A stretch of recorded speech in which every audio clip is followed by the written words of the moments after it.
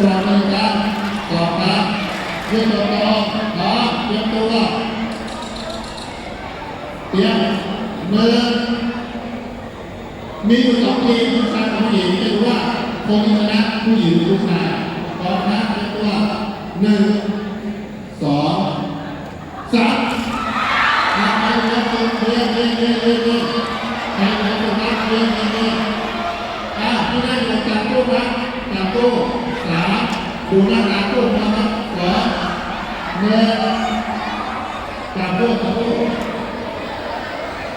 ไอ้หนูไม่มีตู้ไม่ต้องตรงนี้ไม่มีให้ต้องตรงนี้นะมาแล้วนั่งลงตรงนี้นะ2 ครับ2 ครับที่สองขอเป็นตัว1 2 3ใครหัวตกเยอะใครหัวตกเยอะ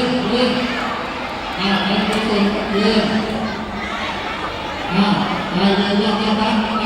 จากคู่ละ2 รอบจากคู่ละ2 รอบจากคู่นั้นตรงเลยนะตรงเลยนะ